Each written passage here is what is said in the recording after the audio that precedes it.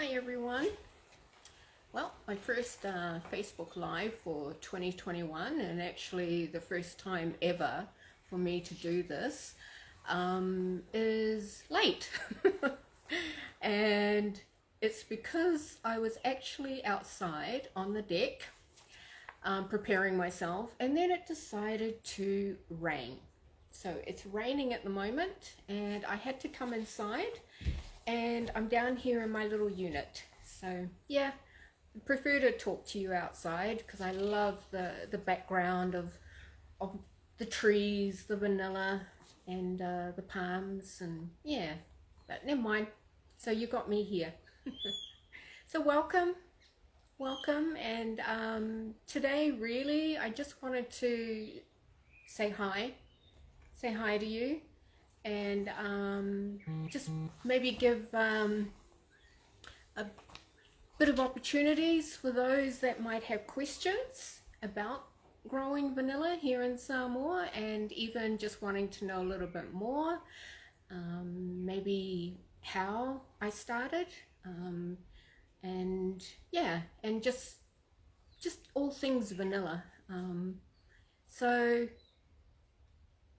while we wait for some questions, I have questions that I've written down, and they're questions that people often ask me throughout the whole time that I've been growing vanilla.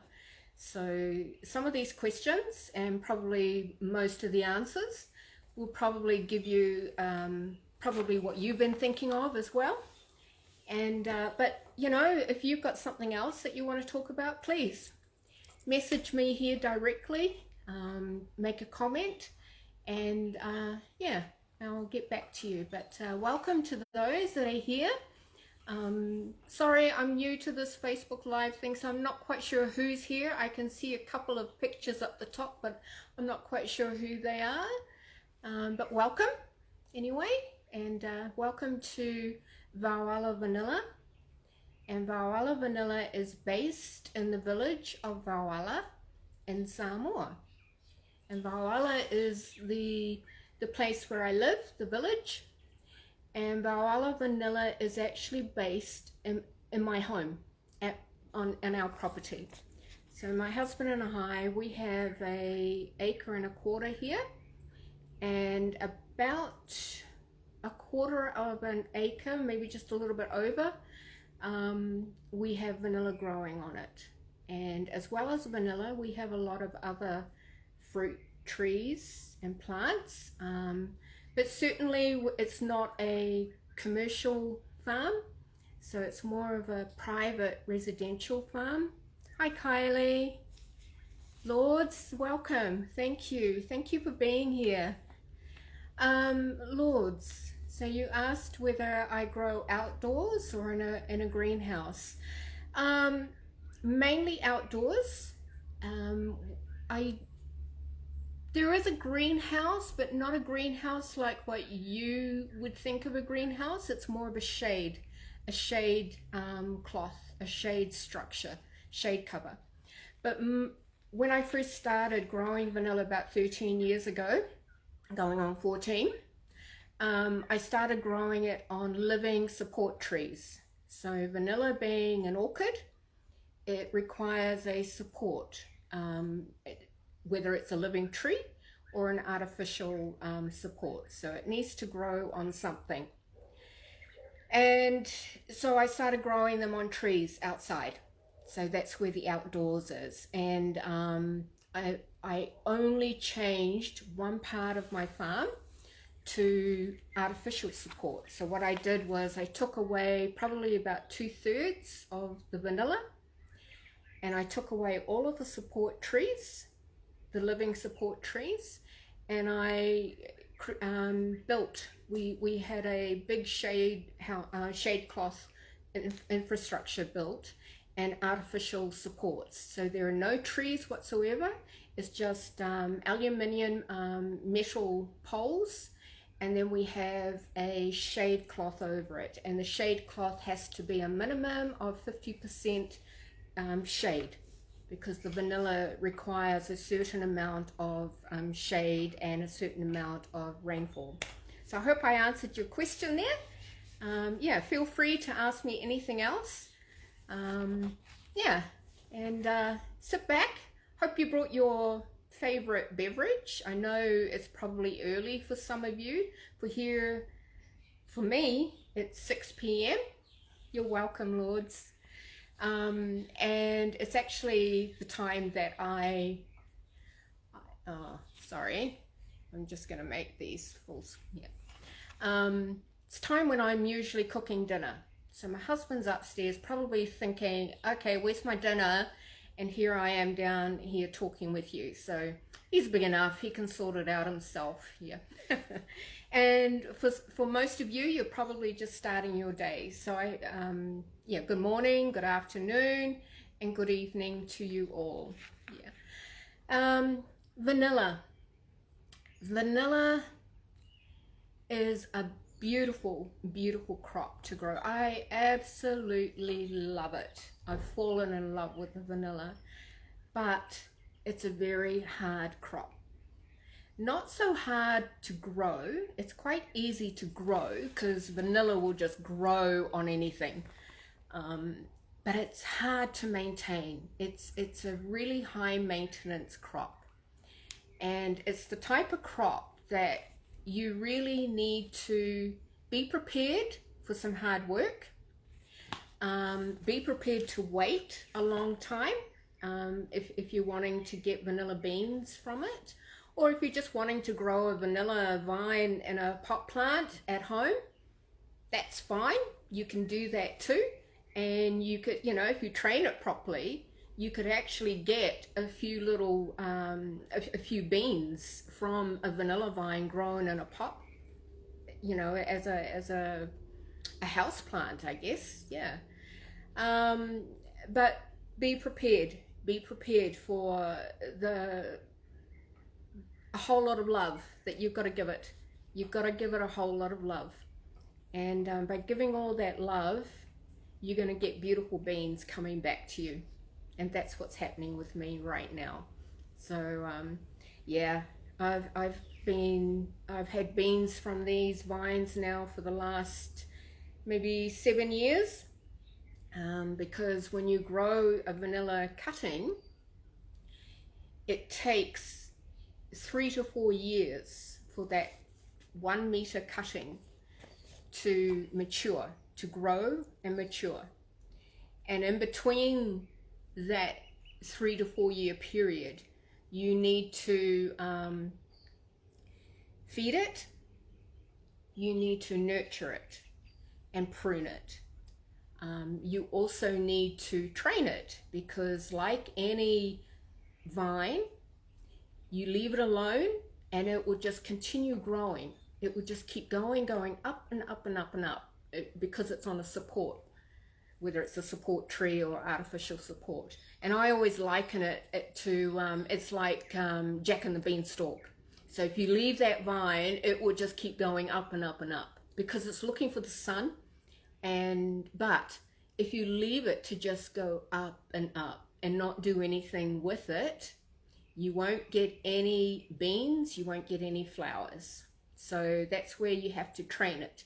So you train it to go up to a height that you want it at, and then you start looping it down. So you're training it to come back down to the ground. And then, yeah, so that's what you're doing between the 3 to 4 year period while it's growing.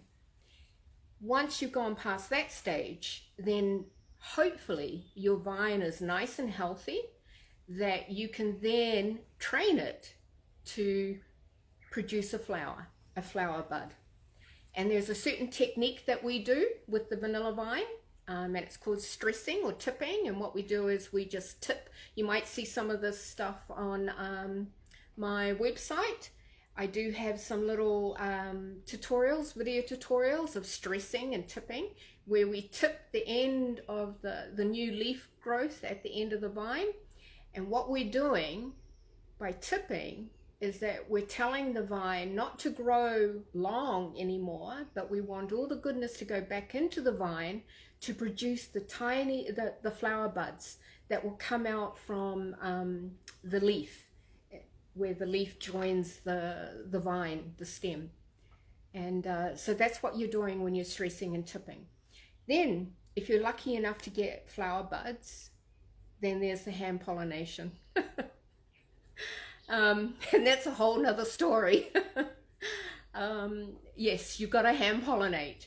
There are no bees here in Samoa, and I believe in most of the world there are no bees that will pollinate a vanilla flower. In Mexico, they do have a very small bee that can pollinate the vanilla flower, but they still go out and hand pollinate themselves, because if you rely on the bees to just do the pollination, and particularly if you're a commercial farmer, or you're a boutique farmer like I am, where you're wanting to produce beans for the commercial market, then yeah, you've got to go out and hand pollinate. You can't just rely on bees and insects to do all the pollination. So then you hand pollinate, and there's a season. Vanilla does have a season, and flowers only come out once a year. So after the hand pollination, then if you've pollinated correctly, then that flower will turn into a bean. It will grow a bean, and it takes 9 months for a bean to mature and ripen. And then when you harvest that, then it's another 4 to 5 months of processing and curing. So that's what I mean about vanilla being a very high maintenance crop to grow, particularly if you want to be producing beans from your vanilla vine. Yeah. So that's just a little bit about what we do here in Vaoala Vanilla. Like I said, I do have some questions here that I'll read out and give you some of the answers for. But yeah, I just want to talk, and yeah, feel free to ask me anything while you're listening to me babble on. Sorry. I'm not used to this Facebook Live thing. I'm the type of person that I suppose you could call me a little bit of a perfectionist. I like to do recordings and then I practice. If I don't like it, delete, do another recording and practice. But with this Facebook Live thing, I can't do that. So it's very different for me. And it's even the same. I've done the same thing with growing vanilla. It's been trial and error here for me in Samoa. When we were taught how to grow vanilla, we were taught by a couple of experts that were based in Vanuatu and Tahiti. And obviously Samoa has a different climate. Even though we all live in the tropics, we all live in the beautiful Pacific, but every area has a different climate, particularly where you live. So where I live in Vaoala, we live up in the mountains, way up in the mountains, and we get a lot more rainfall, and it's about at least 2 to 3 degrees cooler than what it is down sea level. So even though we were given the handbook on how to grow vanilla, we started off going by the handbook, going by the instructions. And then, you know, sometimes something wouldn't work out, or I'd find that the beans just weren't, or the vines weren't producing flowers like I wanted them to. So I had to go back and just figure out, okay, what have I got? What am I doing that might be wrong for where I'm at? So I've had to prune the trees right back, more so than ever. I know most of the time when you prune your support trees, because remember I said earlier when we started that vanilla likes a certain amount of shade.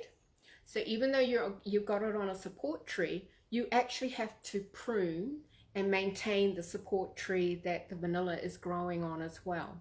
because you've got to keep the support tree to a level where it's manageable, you can reach. You don't want the tree growing so high that you cannot even get to the vanilla and that you have to be dragging around a ladder. So you also have to maintain your support trees. Also control the shade. So you can't let the tree grow bushy, you've got to prune it. Most of the time they say that you prune the trees at least 50% shade. For me here up in Vaoala, I prune it to about 60 to 70%, because we're up in a much cooler area. So I need to let more of the sun come in, and by doing that, I found that my vines would be producing a lot more flower buds. So that's just something about, you know, just going back to where we started off with a handbook and just having to adapt, and all through trial and error. And that even went for when we got to the processing. And like I said, processing is another 5 to 6 months after the bean has matured, after 9 months. And with processing, you need the sun. You need a lot of sun in the beginning, because you're drying out the beans.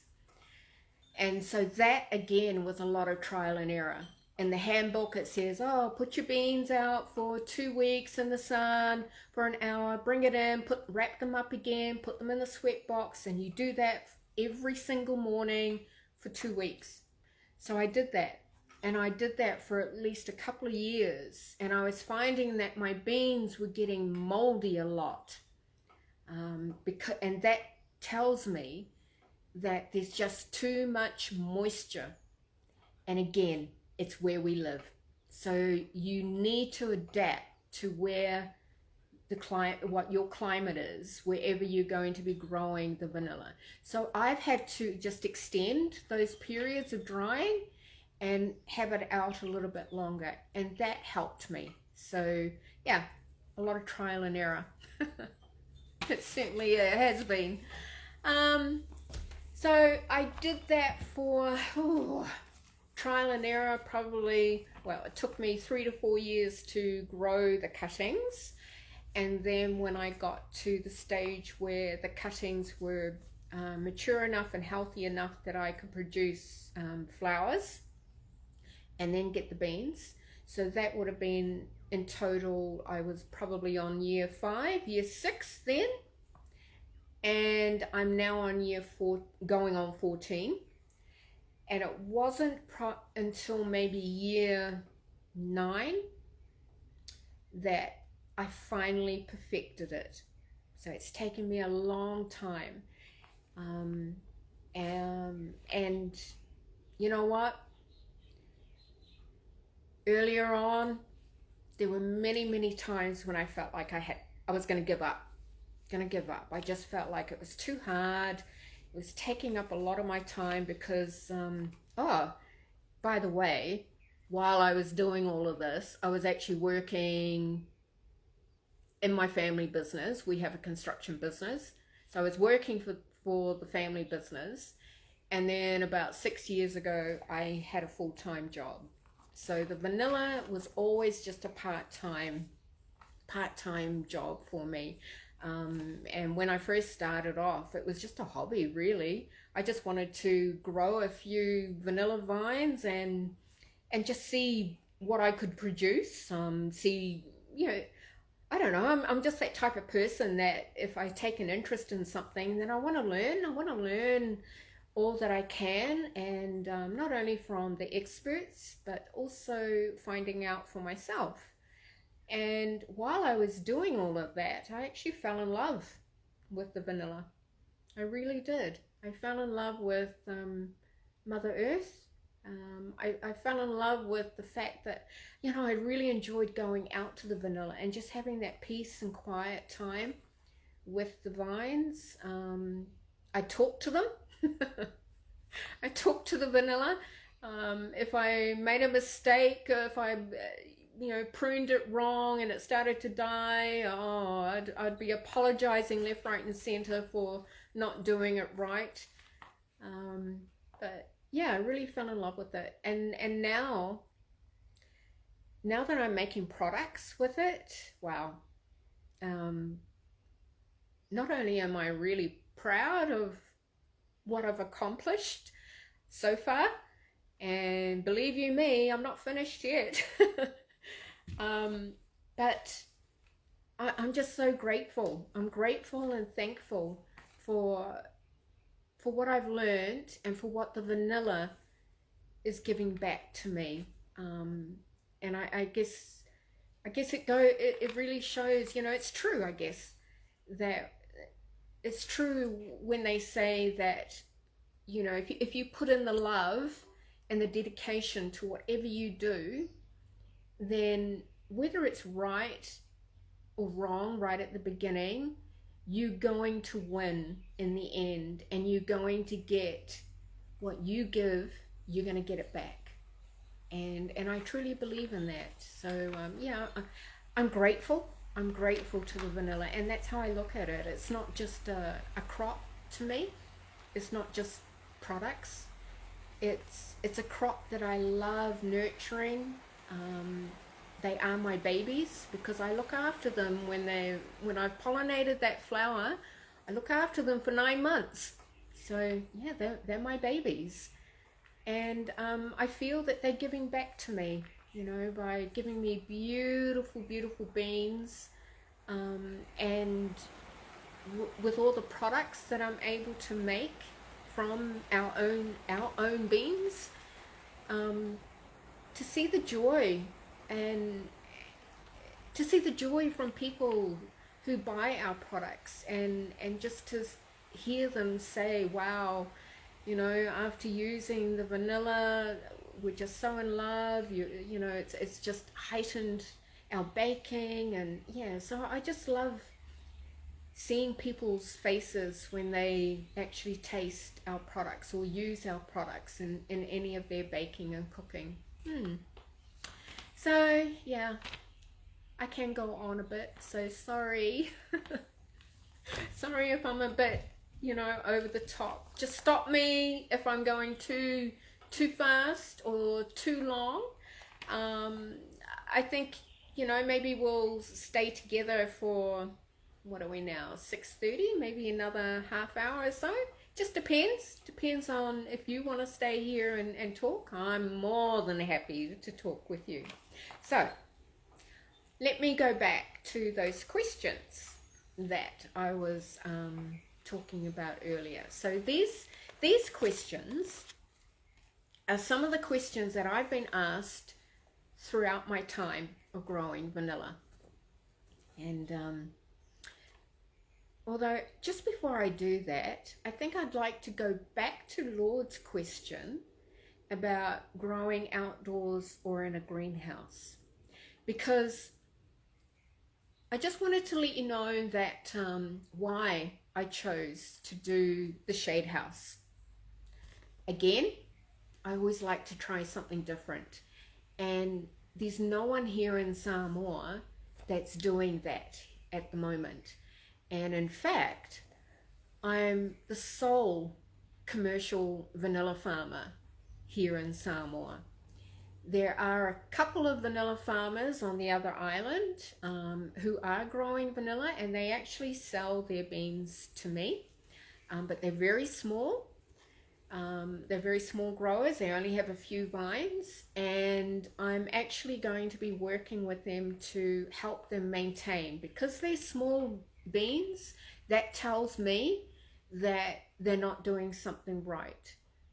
My beans are on average grade A length, so they're 15 centimeters up to 22 centimeters.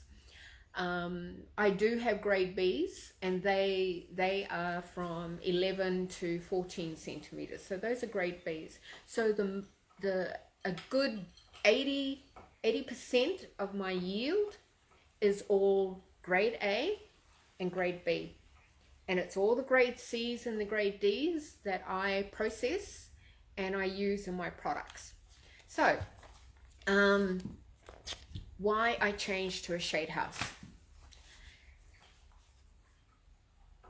With vanilla growing on a support tree, like I said, you've got to maintain and prune the support tree too. So you've got two lots of work to do. Prune the vanilla, prune the support tree. And if you've got, like I had in that one part that I've just changed, I had over 200 trees. Now you try pruning 200 trees all by yourself, and that's just one part. I've got another 100 trees in other sections of my property where I've got the vanilla.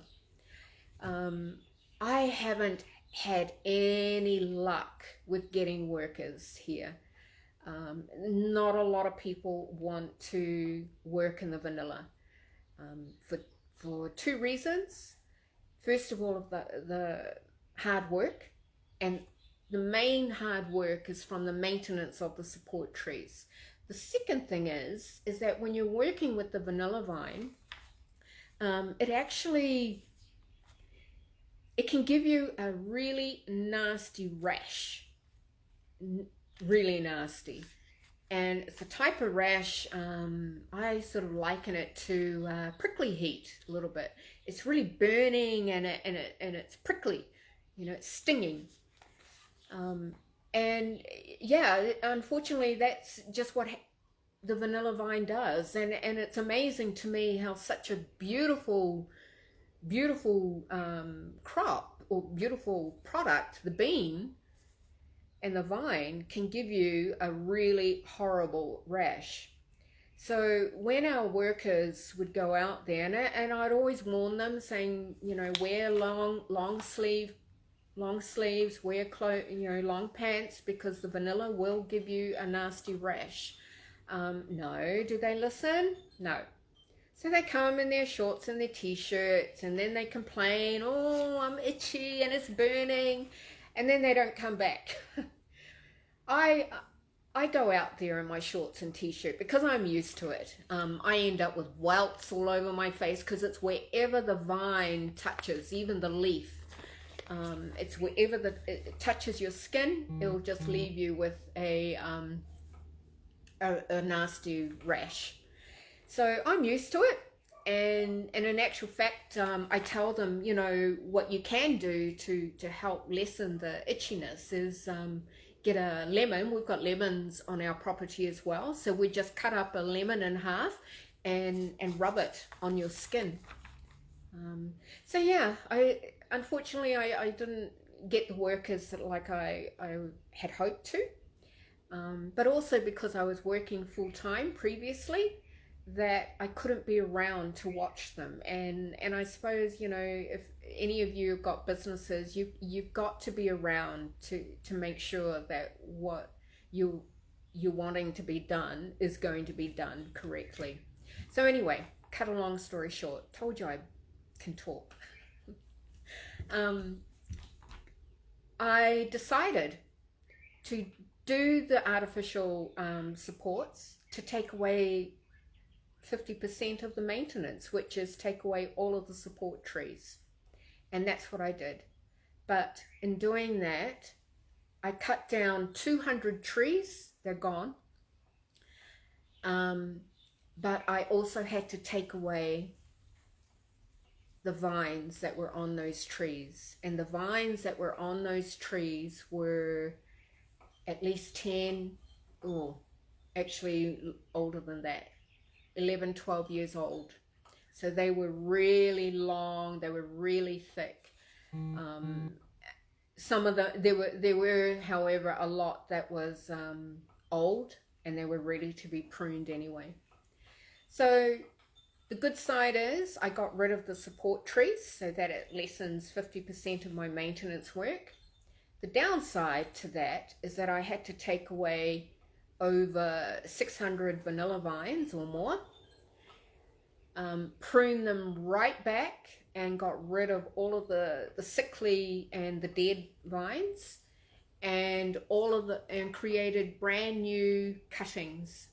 So I've regrown a whole lot of brand new cuttings in that new area, but I won't see, I'm going back to square one where I'm growing them as babies again.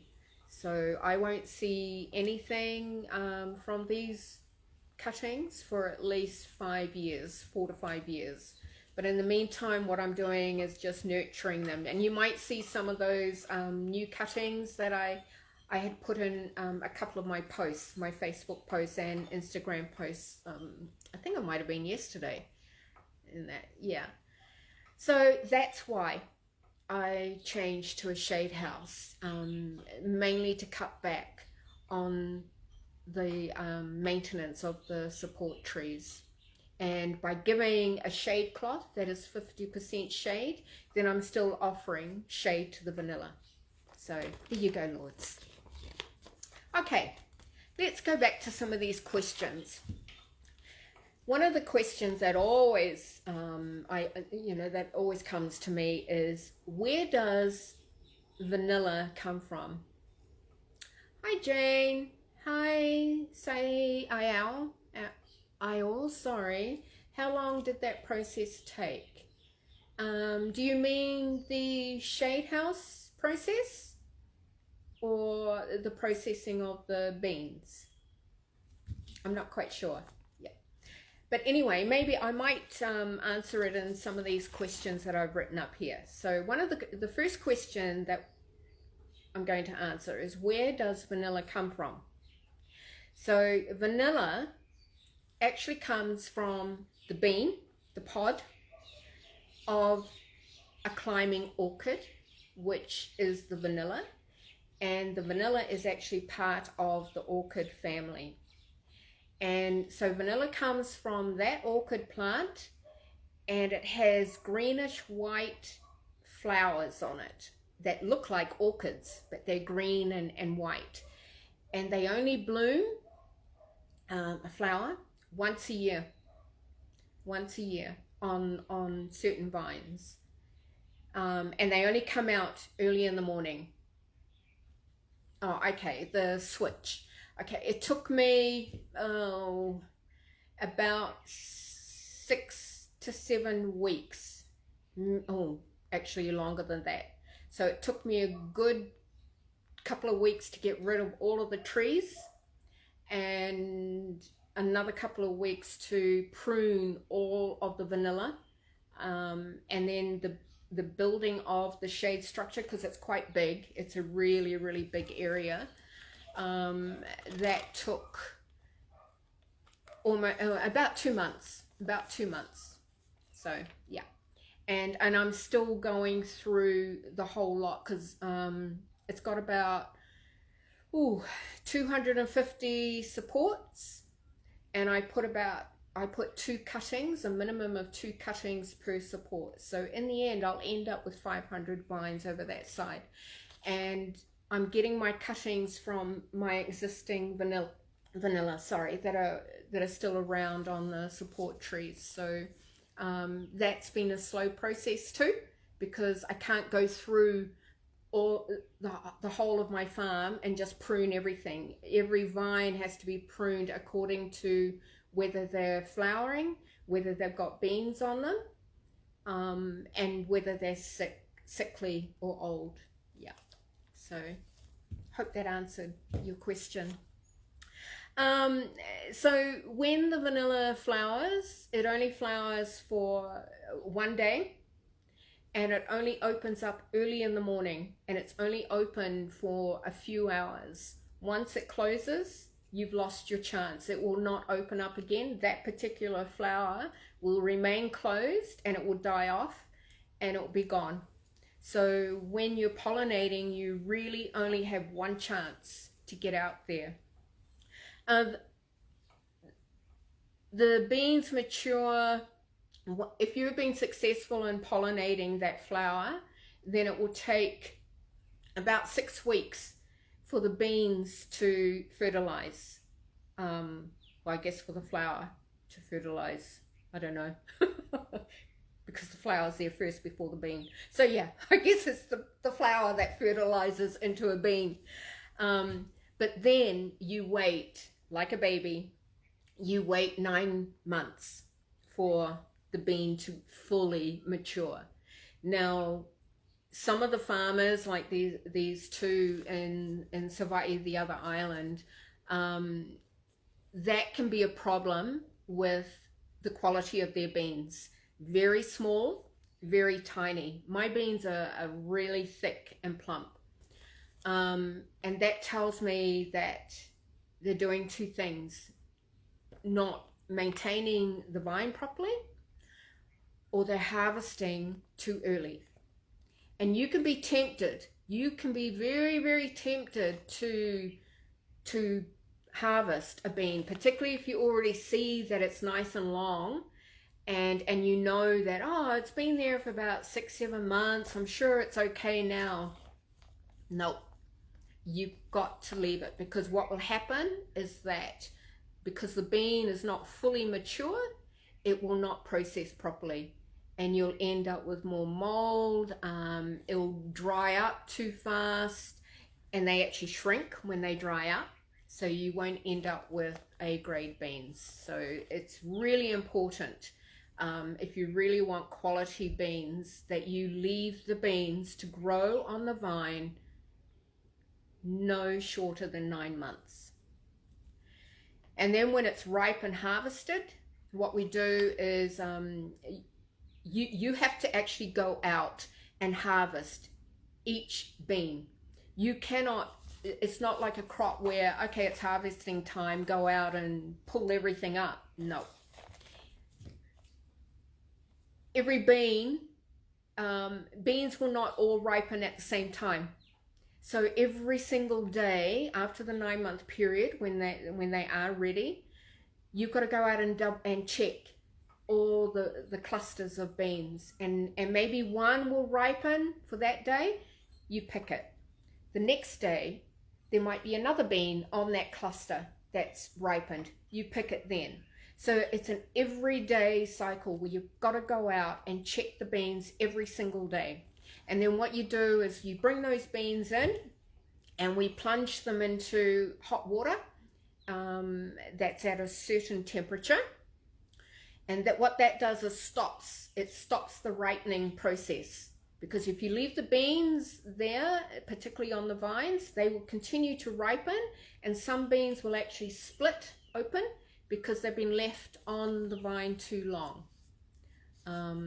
And then after we plunge them in hot water, we put them through a sweating process where we wrap them up in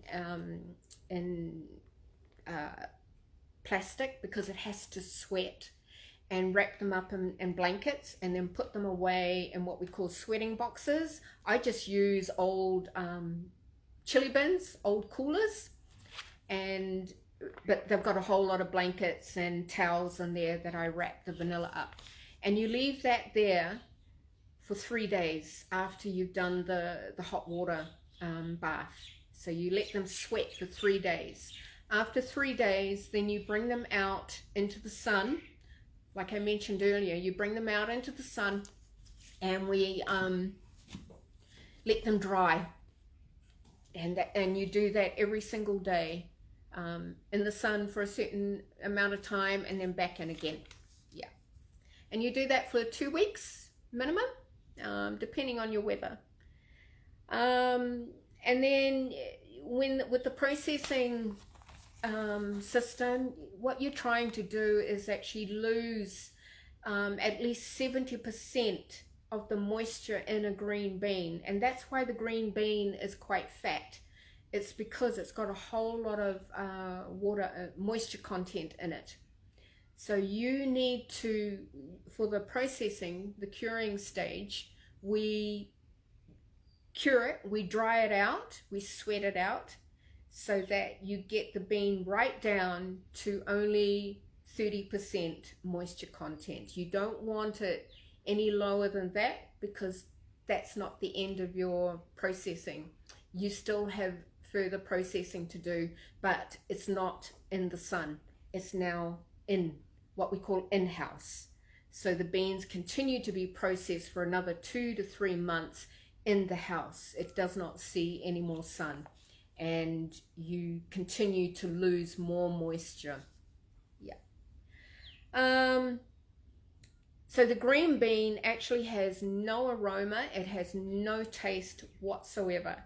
It's only as the beans process and ferment to what you see as wrinkled, brown, oily pods that you get that beautiful aroma. That's the only time that the vanilla will have that aroma, is after the processing. Okay. Yeah. The second question is, I know vanilla is well known for, particularly for the vanilla beans, is homemade vanilla extract. We have our own vanilla extract. And one of the questions that I was asked was, what is the best type of vanilla extract? So there's a couple of important parts to my answer here, and that is, firstly, it's quality. So the grade and the quantity of the vanilla beans that is used for making your extract, that will determine the quality of your extract, as well as the type of alcohol that you use. So you can Google, and there's hundreds and hundreds of recipes on how to make your own vanilla extract. And I guess it's just like, for me, that's how I started. I Googled to find out how do I make vanilla extract, and this was about 8 years ago.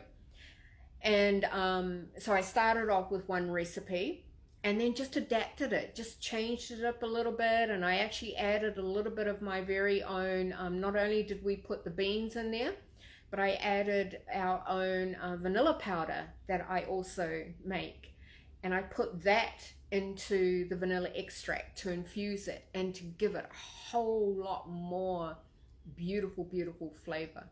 So yeah, it does make a difference with the type of alcohol that you use. So if you really want to make a nice vanilla extract, don't just use a cheap alcohol. Use a nice one, whether it's vodka. Vodka is a real popular alcohol base to use, and rum. I know brandy would be a good one as well, and maybe a good whiskey. I'm not sure, but I actually prefer rum. I like the rum, and it just depends on your taste. Yeah. And it's also the length of time that you leave the extract to infuse. So I've seen some people leave their extract for a good year before they even use it.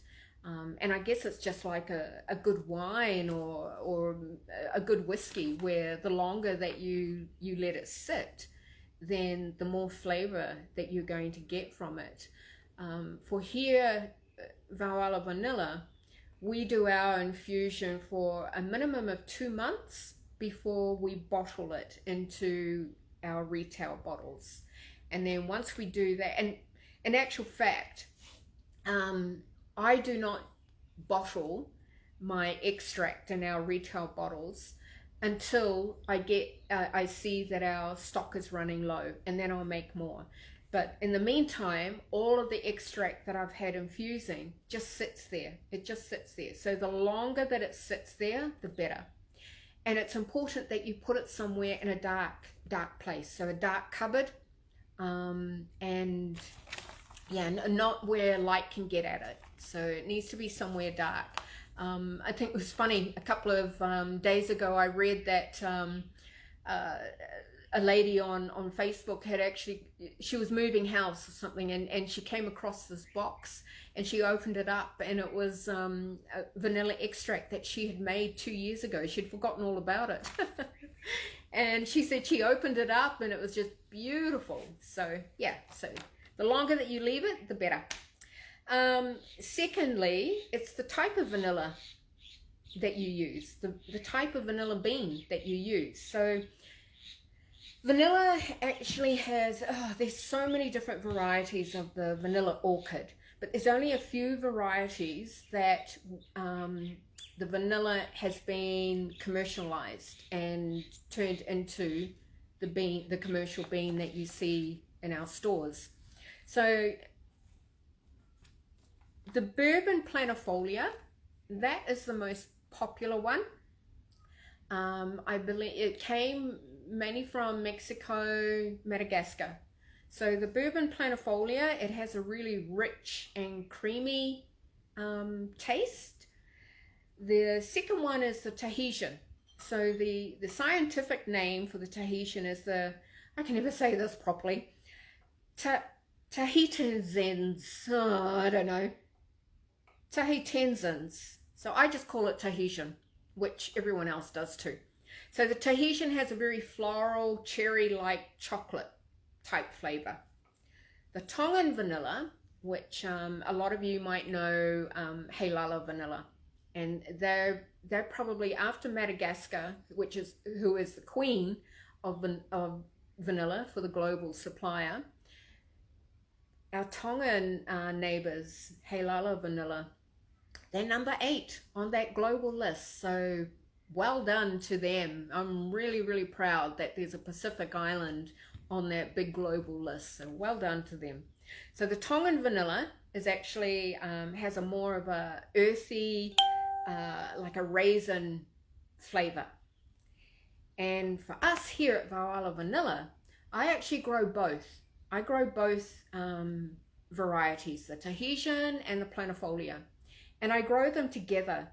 A lot of commercial farms will grow one or the other, or if they do grow both, they'll grow them in separate places and they'll process them separately and keep them separately. So all the products are either done with bourbon or done with Tahitian.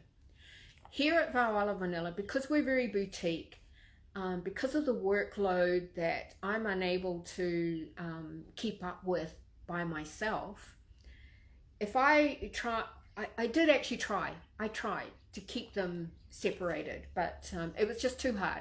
So I grow them all together. Even when I do the cuttings, whether they're Tahitian or bourbon, they grow together on the same support tree. And I think even when I'm hand pollinating, because I have a little toothpick that I use to do the pollination, I am sure, I truly believe that I am cross-pollinating. So when I pollinate a bourbon flower and then go next door and pollinate a Tahitian, I'm sure there's going to be some cross-pollination transfer there.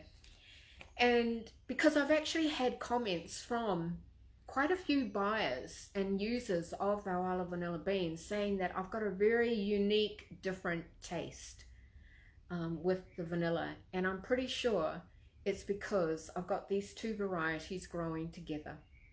So probably let out a little trade secret there.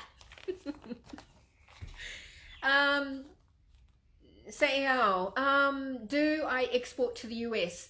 I don't export in bulk to the US, but I do export to individual buyers. So a lot of people do buy from me and I export and send their products there. But in saying that, I've just started a new relationship with a US buyer, and I won't say the name right now until it's official. But they are a pretty big spice company in the States, and they've just bought all of my grade A beans, and this was just before Christmas. So yeah, watch this space. So I'm looking forward to it, to a new relationship happening. So yeah, Vaoala Vanilla is definitely a blend of the bourbon and Tahitian. So that means if you put the two together, our flavor is actually smooth with a cherry, chocolate, and floral aroma and taste. Yum. Our extract is also a twofold extract, which means we've got two different types of vanilla beans in the extract. So it makes it twice as concentrated as what normal ones might be too.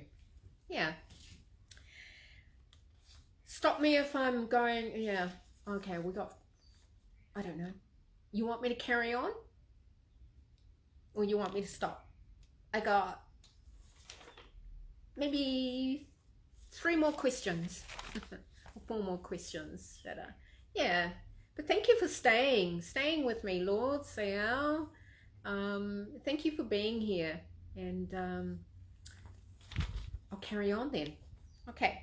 What is the best type of vanilla bean? Well, it depends on your personal preference of flavor. Like I said, Madagascar, will that be exclusive?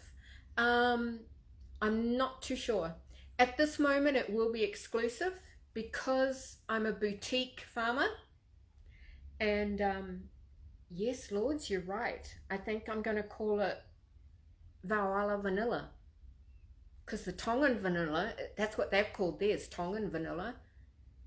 I don't want to call it Samoan vanilla because it's actually my blend. So I'm going to call it Vaoala Vanilla. Yeah. Sorry. Will that be exclusive? Okay, we're talking about the export to the US. At this moment, it is exclusive because I'm only a boutique farmer. I'm relying mainly on my own farm to do the export, and I can only do very, very small quantities. So, but in saying that, I'm in the middle of looking for more land so I can grow more vanilla, and I'm going to government to see whether I can get some government land that I can to lease. And encouraging other farmers to grow, other individuals. So you don't really need to be a farmer to grow vanilla. You could just have a few vines outside your front door, outside your back door even, and you can sell me those green beans. So I just need to grow the supply, and then I can expand more. All right, thanks. Okay, so what is the best type of vanilla bean? Madagascar is the queen of the vanilla supply, like I said, and it is the most popular vanilla type. With PNG and the Indonesian vanilla, a very, very close second. And then, like I said before, Halala vanilla. So Tongan vanilla is right there. And my aim is to put Samoan vanilla on that list as well.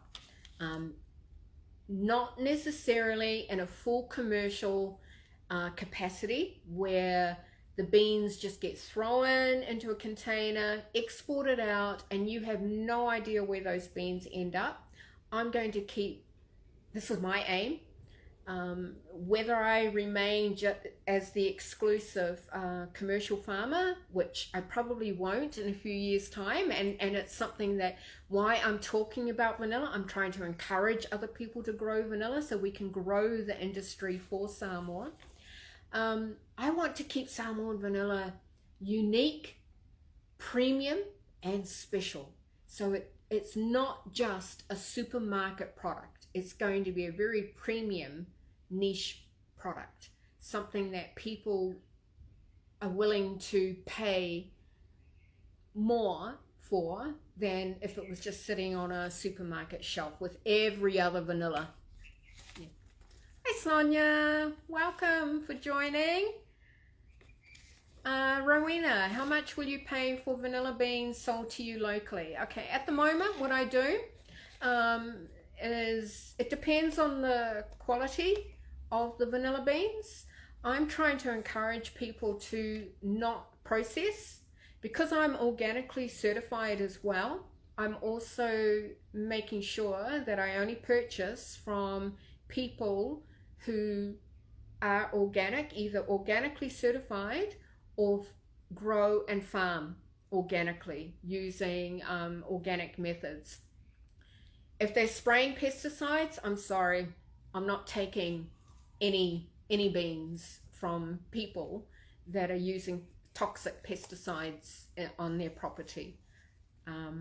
But it depends on the global market as well as to the cost. All right. Obviously, when you're processing beans, because it's an extended amount of time, if a farmer or a grower is processing their own beans and they want to sell them to me, number one, they've got to be organically certified, or if they're not certified, at least prove to me that they're growing organically and not using any pesticide use. I can certainly tell when there's been pesticide use around the property. The other thing is the quality of their beans and the quality of their processing methods.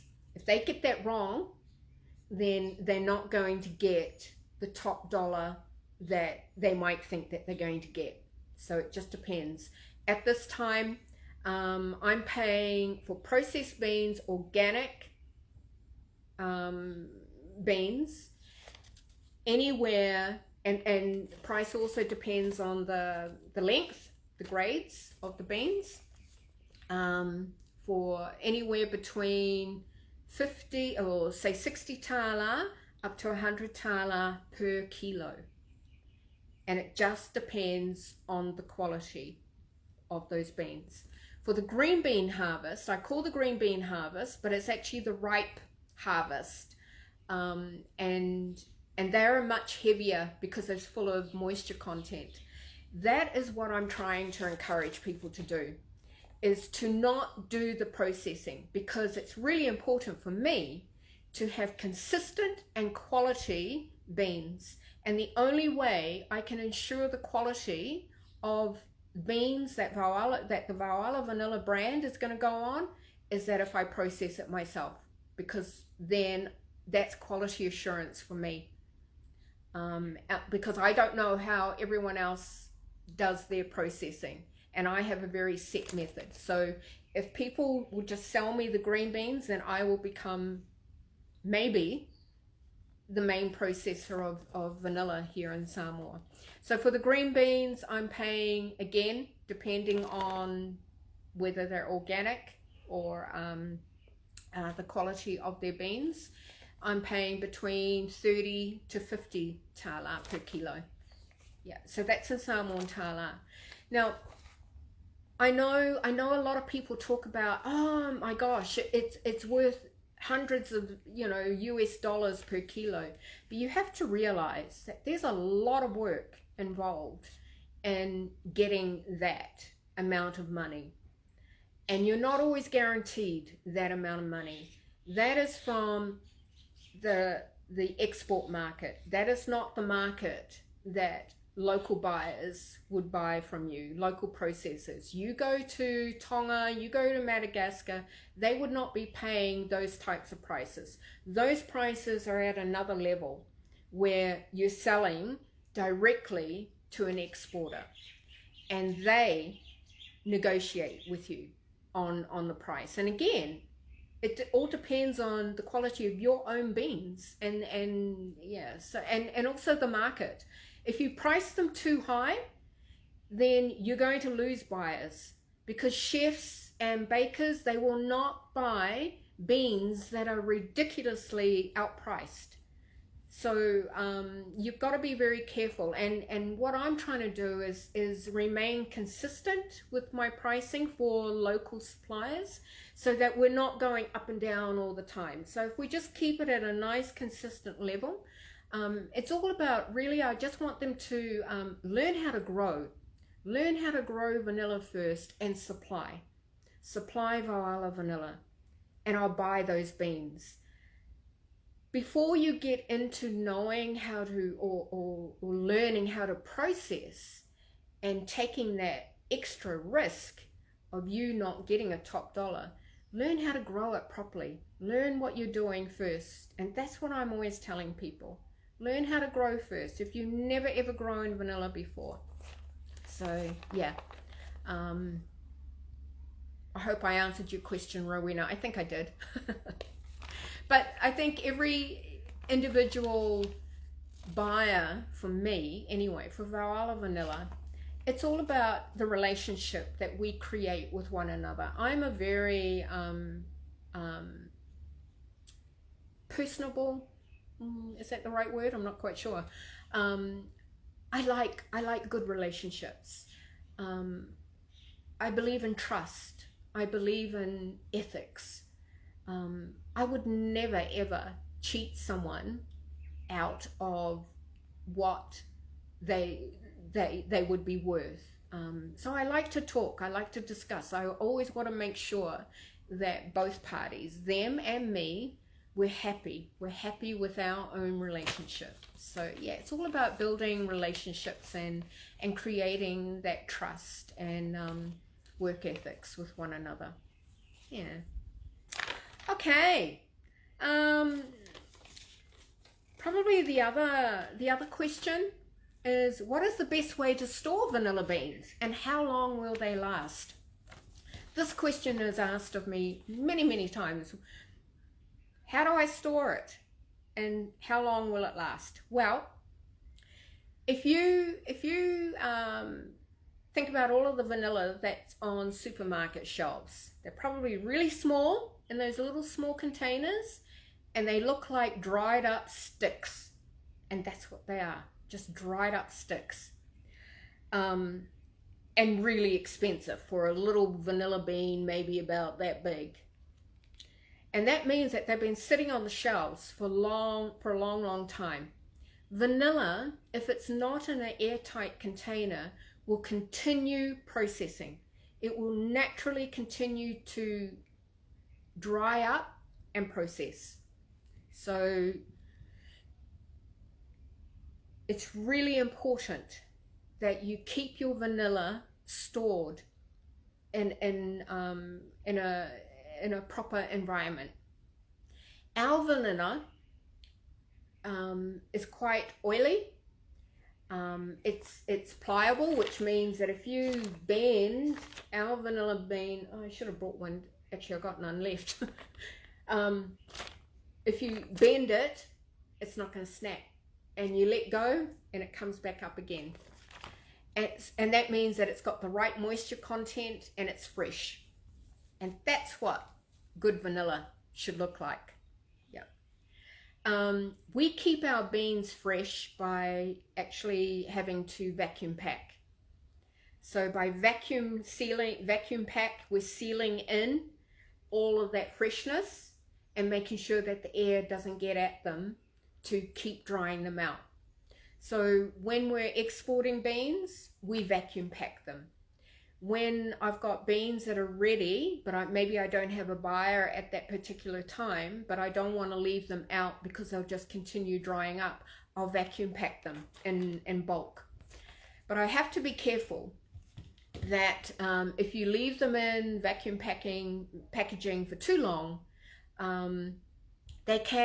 you might see a little bit of natural mold happen on them. So that means that you need to open up the packaging and let them air out again and just give them a wipe.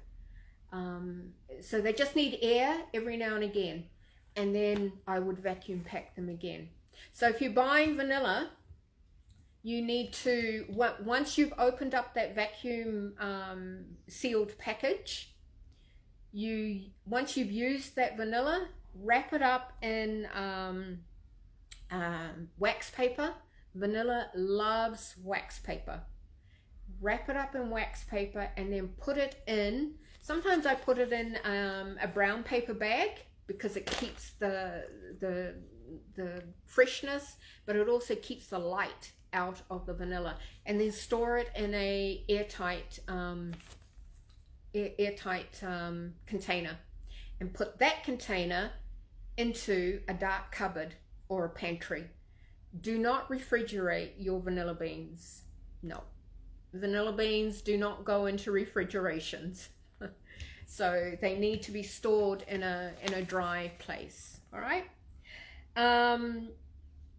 I've talked about where to store them and airing. So if you haven't used your vanilla bean for a little while, bring it out and let it air for maybe 10-15 minutes, and then wrap them up again and put them away to bed. And if you do that properly, you will get at least, your beans can last you up to 2 years or more. So if you look after them properly. But once they start getting air to them, too much air, and you see them drying out, then I would suggest use them straight away.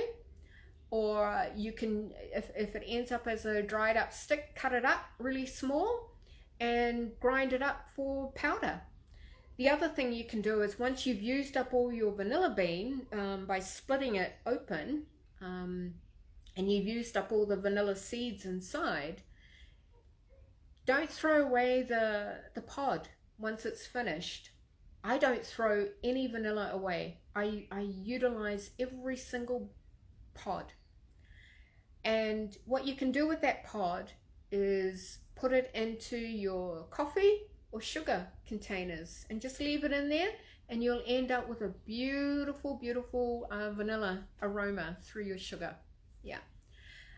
Sonia, what can I do with vanilla bean that was in the vanilla extract bottle that you gave me? I have used up the vanilla extract. Okay, you can do 2 things.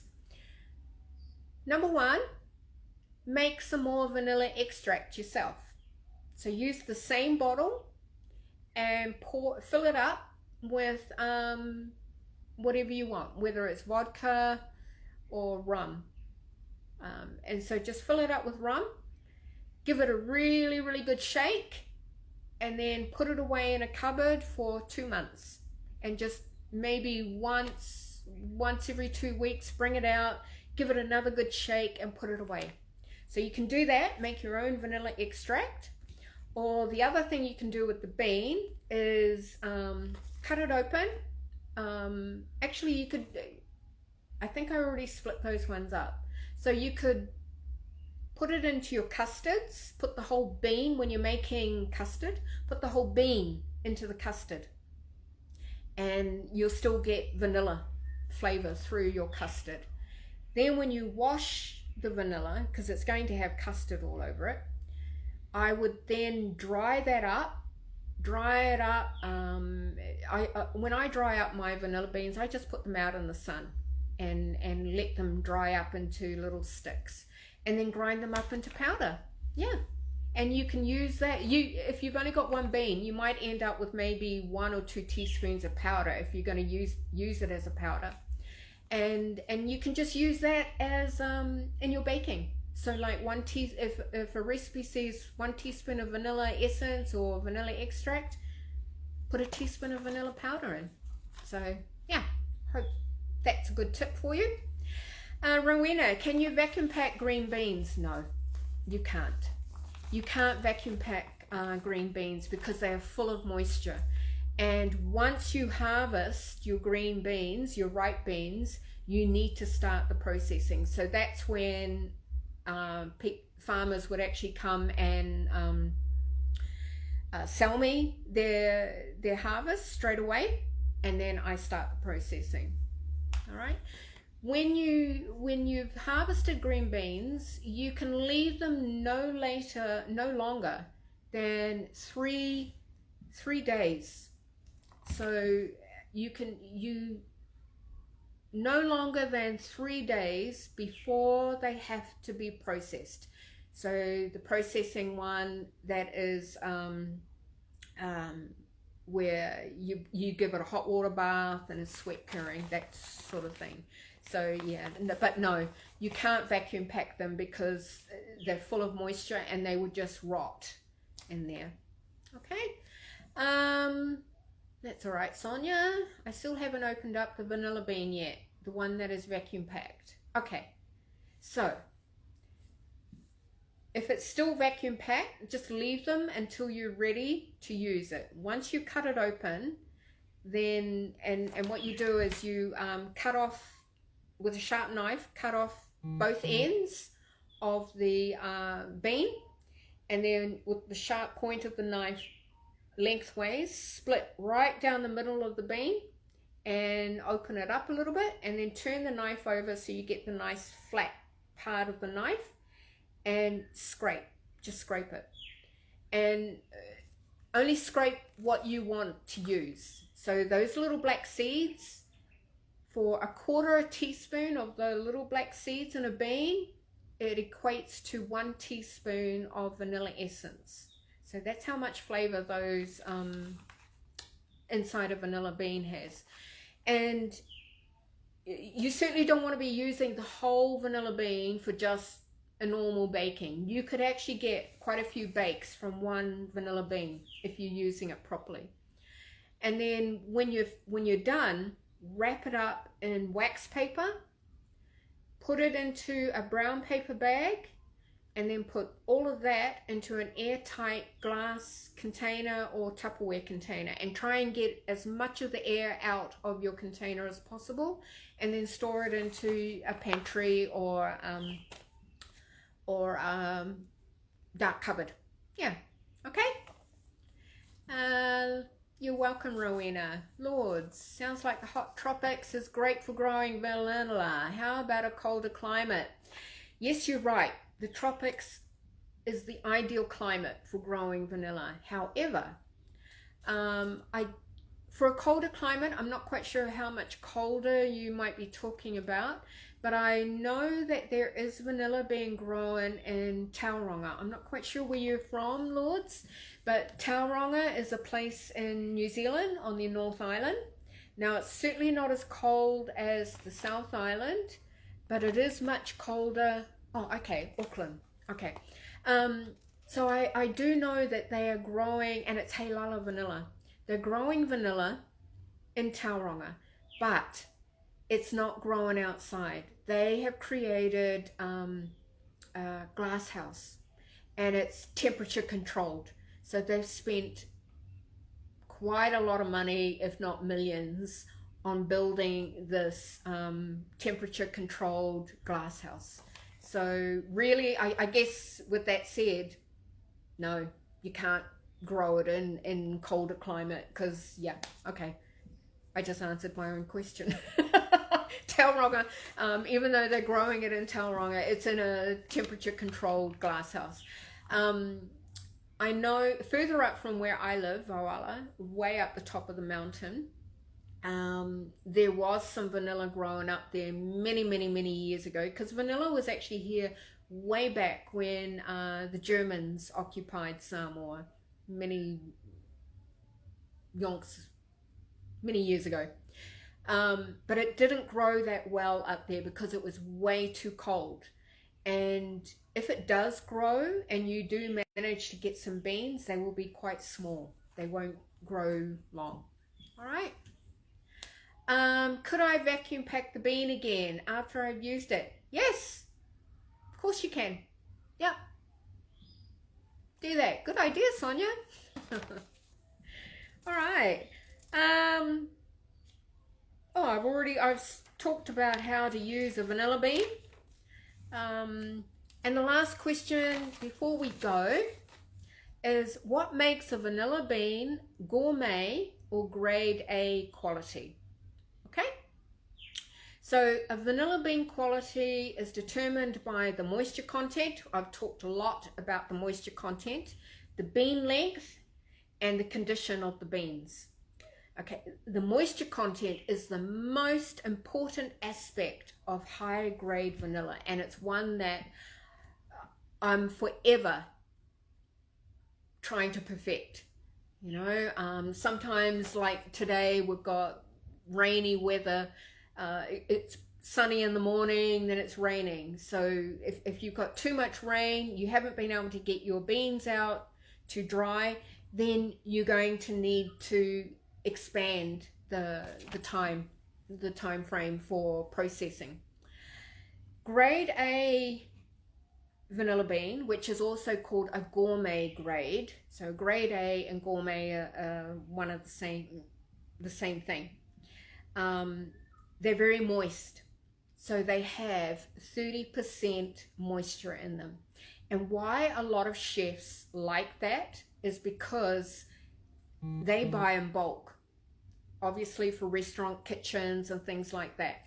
So they buy bulk vanilla, and they would prefer to have their vanilla to have that amount of moisture content, so that the vanilla will last long. Imagine if they went to a supermarket and just bought the dried up sticks. Yeah, it would be too costly for them. And a dried up stick has got nothing compared to nice, plump, oily vanilla with 30% moisture content. Okay, you should be able to, when you're looking for grade A beans, look for the oils on the bean. I hand massage every single bean that I process. And by hand massaging them, I'm encouraging bringing out the natural oils of every single bean. All right, so look for the oil in the bean. And the oil, when you touch the bean, you'll end up with the residue on your finger, and you'll actually see that in vacuum packed beans. So I don't know, Sonia, if yours is like this, but sometimes you'll see like black oil in a vacuum pack. Don't worry, that just means that the oil from the bean is inside there. So it's proof that you've got a really nice looking, a good grade bean there. Okay. The vanilla bean length is also an indication of vanilla quality. So grade A vanilla beans, they start, like I said, they start from 15 centimeters, which is around about 6 inches, and they go right up to 22 centimeters, way up to maybe 8 inches in length. Those are grade A's, all right?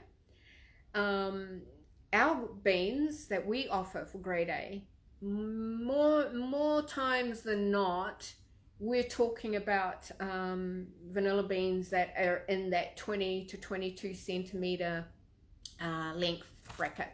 So yeah, I'm very proud of the quality of our beans that we produce here.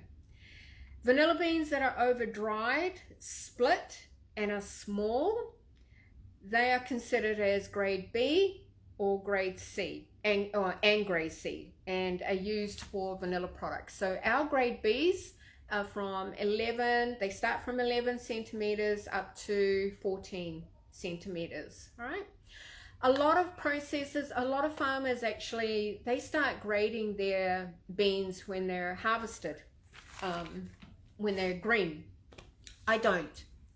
And the main reason why is because once those have been processed, the whole bean, so you might, say for instance, I end up with a green grade A bean, which is 15 centimeters long.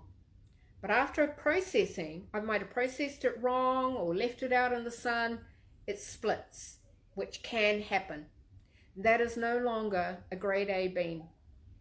It is now a grade C because it's been split, even though it's nice and long, but because it's been processed wrong.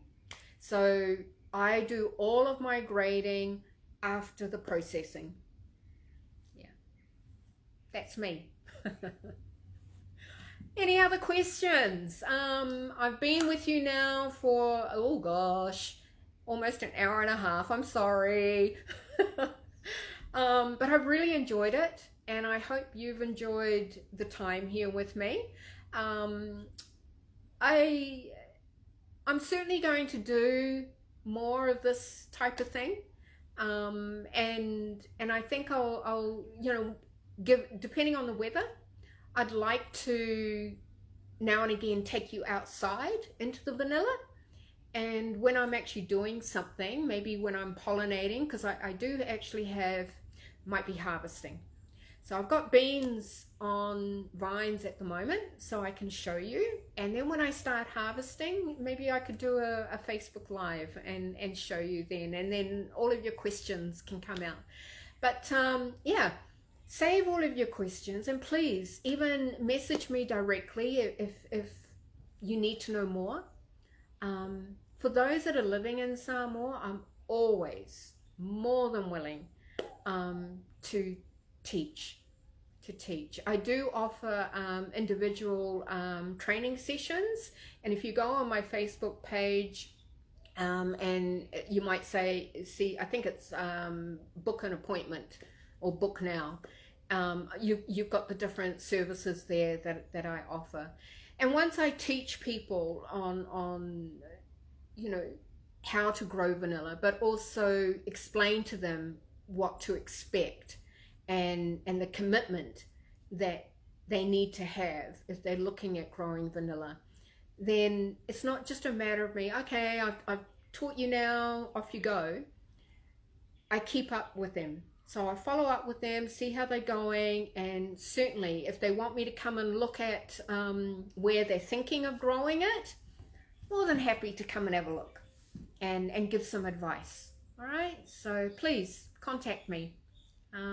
But otherwise, if there's I don't have any more for you. Well, I do, but we'd be here all night, so I better save some for next time. Thank you. Thank you so much for joining us, and I hope you've enjoyed it.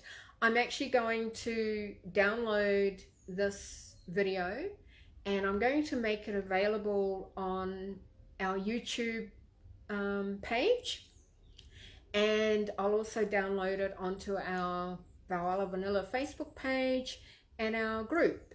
For those of you that may not be aware, we do have a group called Vanilla Lounge, and that's where people want to chat about anything. We give a lot of motivational tips and inspiration posts. We also share recipes. Yeah, so if you'd like to join that group, please feel free. It's called Vanilla Lounge, the Vanilla Lounge. And then my Facebook page also has a link to our online store where I do have other video tutorials on there, which you can purchase. They're very, very reasonable. I think they're about $3 to purchase, and you can download the video. And that's just tips about stressing and tipping, how to pollinate a vanilla flower, and just generally about maintenance of vanilla. And I tell my story. I tell my story about some of the challenges, and I'm going to continue doing that. I think even though it's been 14 years of growing vanilla, yes, it hasn't been easy. It hasn't been easy, but it's been a beautiful, beautiful journey for me, and I've loved all of the learnings, and I feel that you can never stop learning when you're growing crops. I'm still looking for ways for organic pesticide use to get rid of certain pests. Yeah, so always happy to share. Okay, all right, everybody, thank you again. Hope you have a beautiful evening, and for those that are just starting the day, have a beautiful morning and a beautiful afternoon. And until next time, tō whā soi fua. Bye.